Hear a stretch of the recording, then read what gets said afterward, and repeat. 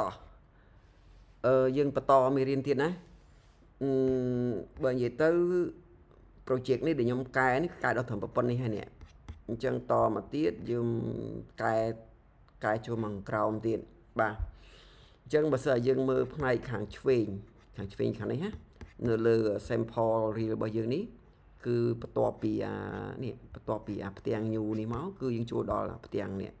ឃើញតោះស្ដាប់ភ្លេងជំនាន់ថ្មីហ្នឹងអាហ្នឹងគឺផ្ទាំងផ្សាយពាណិជ្ជកម្មហើយបើយើងគិតទៅគឺចុចលើនេះទៅគឺវា link ទៅកាន់ផ្ទាំងផ្សាយ website របស់គេឬក៏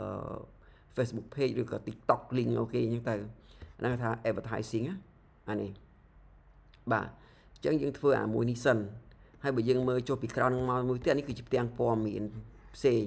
ជាមានថានេះម្ដុំផ្សេងនេះម្ដុំផ្សេងណាបាទដោយសារខ្ញុំខានធ្វើយូរអញ្ចឹងខ្ញុំរៀងវល់ហើយនេះវីដេអូមុនធ្វើថ្ងៃទីម៉ាថ្ងៃនេះថ្ងៃទី28ហ្នឹងវល់ពេកមួយរយៈនេះតោះយើងធ្វើអានេះមកធ្វើអានេះផ្ទាំងផ្សាយពាណិជ្ជកម្មបើសិនយើងមើលនៅក្នុង database ខ្ញុំមាន table មួយគឺឈ្មោះថា TBL ADS ចាំន័យថាផ្ទាំងផ្សាយពាណិជ្ជកម្មនេះគឺយកចេញមកពី table ADS បាទអញ្ចឹងយើងចូលទៅក្នុងអីគេយើងចូលទៅក្នុង project របស់យើង design តម្រង់ vision មកហើយចាំយើងទៅបង្កើត model ហើយយើងបង្កើត controller ដើម្បីទៅទាញ data នឹងយកចេញមក display តោះណាអូខេតោះនៅក្នុងនេះយើងមើលនៅលើlayout របស់យើងបើយើងលើនេះបកវ័ននេះអាម្ដុំនេះគឺយើង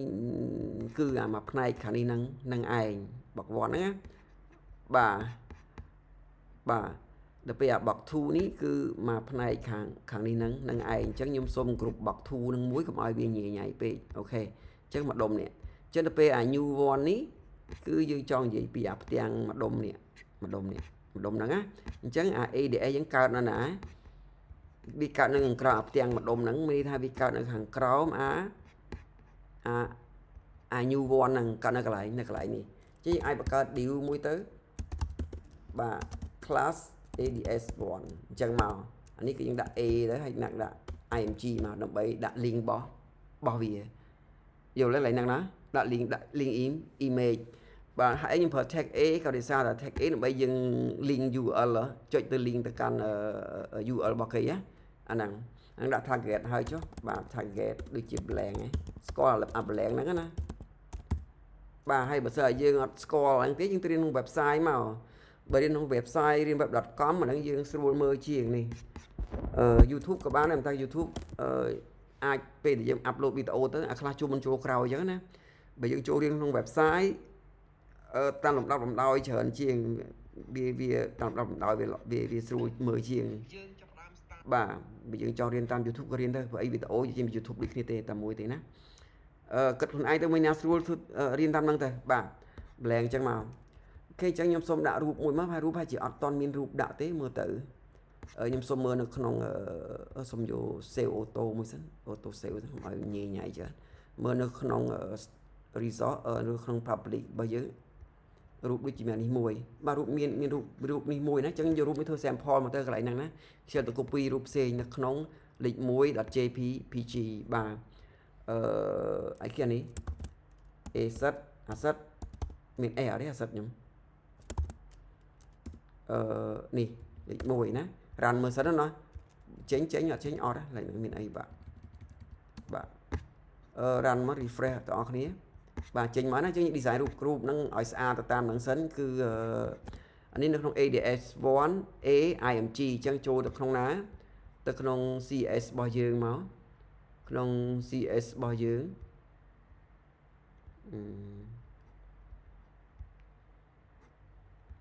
CS របស់យើងបាទខ្ញុំនេះមកអូខេបើយើងមើលទៅគឺបកវ៉នឈប់ scroll ចុះ Subo សិននៅកន្លែងណាទេខ្ញុំហើយបកវ៉ននេះបាទបកវ៉ន copy នេះមកណាពីដាក់ក្រោមមកយើងដាក់អីគេបាទ class ADS1 A មក display block នេះអា A នេះ A ហ្នឹង display block មកហើយតមកទៀត ដូចជាមានត្រូវទីទេគឺចប់ហើយប៉ុណ្ណឹងគឺយើងចូលទៅដល់បាទ img យើងបាទមានថា img នៅក្នុង A តោះណាdisplay មក block ដែរទៅណា A block បាទកម្ពស់យកវាថា 120px បាទ object fit បាទ cover បាទ run អស់គ្នាមើល refresh ចេញស្អាតអត់អូ width 100% មកអានឹង block អត់មកណា width វាណា width វាមិន 100% អានេះ width វា 100% បាទ run ម្ដងទៀត refresh ពេញហ្នឹងបាទឃើញទេវា 100% ណាអញ្ចឹងយើងមើលទៅបើសិនជាកម្ពស់នេះវារៀងគៀកមកលើពេកយើងអាចប្រើ ADF1 យើងនេះឯណា ADF1 យើងនេះប្រើនេះណា margin top តិចមកបាទ margin top យកវា10អី sorry 9px ចឹងទៅហើយយើង run តោះនេះទៅ refresh មកផ្លែមឲ្យយើងហើយបាទអញ្ចឹងយើង design layout នឹងបានហើយហើយម្ដុំហ្នឹងតទៅទៀតយើងត្រូវទៅទាញ data ចេញពីណាមកចេញពី table ADS តោះណា table ADS នេះអញ្ចឹងនៅក្នុង Laravel យើងធ្វើម៉េចគឺយើងត្រូវទៅបង្កើតគេបង្កើត model មួយសម្រាប់ទៅ connect ជាមួយនឹង table របស់យើងតោះណាការបង្កើត model យើង add add terminal នេះមួយណាញ៉ាំបូកឃើញណាអញ្ចឹងការបង្កើត model ធ្វើម៉េច php artisan make បាទ model អីគេ make បាទ model អីគេADS model អញ្ចឹងមកបាទដូចជារួចហើយ ADS model បាទ enter មកបាទរួចរាល់អញ្ចឹងចូលទៅក្នុងនេះរបស់យើង ADS model ខ្ញុំបង្កើតមកខ្ញុំដាក់ថា protected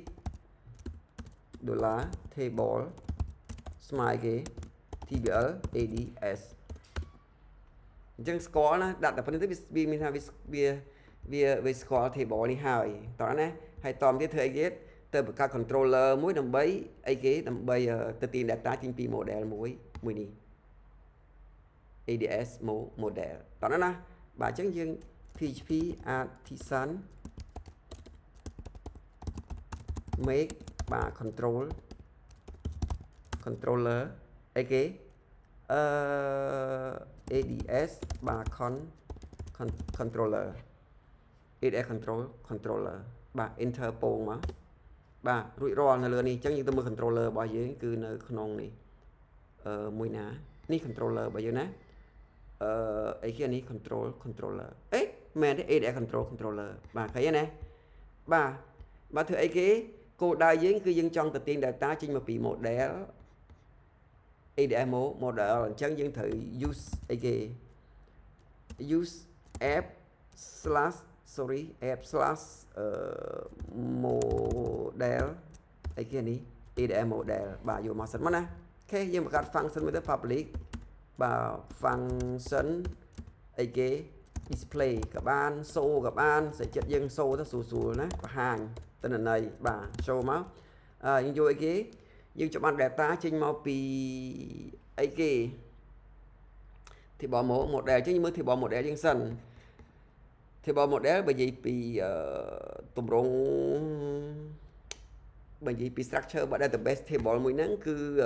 វាបែបនេះយើងមើលលើ real website របស់យើងអញ្ចឹងផ្ទាំង ADS នេះមួយនេះក៏ផ្ទាំង ADS អានេះក៏ផ្ទាំង ADS ដែរឃើញទេតែពួកអត្តន័យអាហ្នឹងគឺ store ក្នុង table តែមួយទេប៉ុន្តែទីតាំងវាខុសគ្នាអាមួយទីតាំងនៅកន្លែងនេះអាផ្សេងនេះទីតាំងនៅកន្លែងនេះអញ្ចឹងក្នុង database ខ្ញុំបញ្ចូលពី database របស់ខ្ញុំបន្តិចគឺខ្ញុំបង្កើតជា location នេះ LOCAT នេះអា field មួយនេះfield មួយហ្នឹងមានន័យថាបើសិនជាវាលេខជាប្រភេទលេខ1គឺវាបង្ហាញនៅទីតាំងកន្លែងនៅកន្លែងនេះនិយាយថា allocate ហ្នឹងលេខ1គឺបង្ហាញនៅទីតាំងនៅកន្លែងនេះអញ្ចឹងអ្វីយើងចង់ទាញយកមកគឺយើងទាញយកអាលេខ1ហ្នឹងមកលេខ1ហ្នឹងមកមែនទេអញ្ចឹងតែមកតិន្នន័យឯងកន្លែងហ្នឹងអញ្ចឹងនៅលើនេះយើងចេះមកបាទនៅលើ model យើងដាក់ show ADS1 ទៅ ADS1 បាទជាងធ្វើហ្នឹងចេញខ្ញុំ return ខ្ញុំ return នេះគេ return ADS model find file លេខ1ឧទាហរណ៍សិនណា file លេខ1ឧទាហរណ៍បាទសេមីកលំបាទ file លេខ1អញ្ចឹងឯងឧទាហរណ៍ file លេខ1យើងសិនទៅចឹងយល់ណា file លេខ1អញ្ចឹងខ្ញុំចាប់ដើម test ឲ្យពួកយើងមើលនេះ show ADS1 អញ្ចឹងនៅក្នុង home blade template មកមួយនេះបាទអា home blade template នេះគឺវាតាក់ទងមួយ view នៅត្រង់កន្លែងនេះ web នេះមែនទេអញ្ចឹងកាលណាយើង slash អញ្ចេះគឺវានឹងរត់ទៅ new controller index យ៉ាចង់ប្រាំងហ្នឹងណាកន្លែងហ្នឹងណាបាទអញ្ចឹងយើងចូលទៅមើលនៅក្នុងអីគេទេអីគេនៅក្នុង new controller យើងមកតង់ទៀតនៅកន្លែងនេះ new controller កន្លែងនេះអាចវិញប្រព័ន្ធមួយគ្នាណា new controller នេះបាទ index នៅទីនេះ new controller បាននេះ return view មាន list មាន first នៅចាំបាន function នេះអត់កន្លែងនេះអាការលំហាត់មុនយើងទាញ data មកចាំបានទេណាបាទអញ្ចឹងយើងមើលអា slash home នេះអា slash home នេះវានឹងទៅ run new controller index តើណាវានឹងទៅ run new controller index អាហ្នឹងណាអញ្ចឹងនៅពេលដែលយើងចាប់ផ្ដើមចូលមកអា home នេះចេះអញ្ចឹងវានឹង run get ទៅកាន់ index new control function index នៅក្នុង new controller នេះ function index របស់យើងបានបោះទៅណាយើងបានបោះទៅ page home នេះបោះទៅ page home នេះ view ទៅកាន់ page home អាហ្នឹងតែយើងបោះតែព័ត៌មាន new មកទេប៉ុន្តែវាមិនមែនតែព័ត៌មាន new ទេបើយើងគិតទៅគឺវាបោះទាំងអីគេវាបោះទាំង ADS ហ្នឹងមកមួយទៀតនៅលើនេះ ADS នេះមកមួយទៀតអញ្ចឹង ADS យើងនៅណានៅក្នុង controller ផ្សេងនេះនៅក្នុង ADS controller នេះ ADS controller data ក្នុង ADS controller អញ្ចឹងនឹងធ្វើម៉េចដើម្បីយក ADS controller មកប្រើនៅក្នុង new controller នេះបាននៅលើហ្នឹងយល់និយាយណាធ្វើម៉េចយក ADS controller មកប្រើនៅនេះបានមិនអីពិបាកយើងគ្រាន់សេមីកលំនេះថែមមួយទៀតមកដាក់ថា ADS1 បាទយើង point ទៅអីគេយើង point ទៅអា function អីគេអា function show ហ្នឹងទៅបាទ show នឹងត្រូវខូចណាខ្ញុំសុំតេស្តមួយសិនណាកន្លែងហ្នឹងណាដឹងសរសេរចេញវាមិនអីទេសុំតេស្តមួយសិនណាពួកយើងបាទបន្តទៀតណា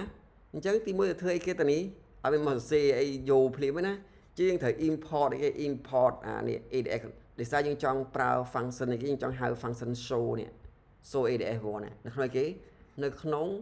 ADS controller មកប្រើនៅក្នុង new controller មកណាអញ្ចឹងទី1យើងអីគេយើង use app /http/ បាទ controller / ADS controller ចឹងលើខ្ញុំប្រកាសលើ index នេះមកនៅលើនេះខ្ញុំប្រកាសថែមមកខ្ញុំប្រកាសថែមដាក់ថៃគេ $ADS1 ស្មើនឹងអីគេ new ADS controller បាទនេះប៉ុណ្ណឹងបាទចឹងនេះអាចគេនេះខ្ញុំដាក់ថាអីគេខ្ញុំដាក់$ADS1 បាទ run ទៅកាន់ function show ADS1 បាទណាតើហ្នឹងsorry នេះ ADS1 បាទស្អីគេ ADS1 គឺមួយនេះវាមិនស្មើ new controller វាមិនស្មើ new ADS controller គឺស្មើគេស្មើនឹងអានេះជាវាអាចហៅ function នេះមកប្រើបានហើយនៅក្នុងនេះនោះ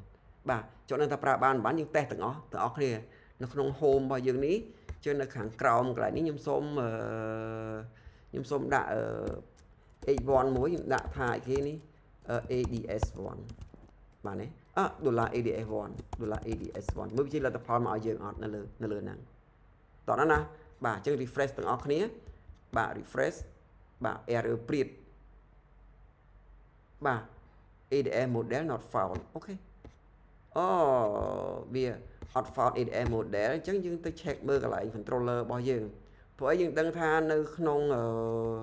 new controller នេះយើងអត់មានប្រើ model ADS ទេគឺមានតែ ADS controller ទេដែលប្រើ model ADS អញ្ចឹងនេះអក្សរ A នេះ A2 A ធំនេះមិនត្រូវបាទ run ម្ដងទៀតបាទ refresh បាទ work ហ្នឹងណានេះគេទិន្នន័យចេញមកឲ្យយើងនេះមកកំភ្លុះនេះឃើញអត់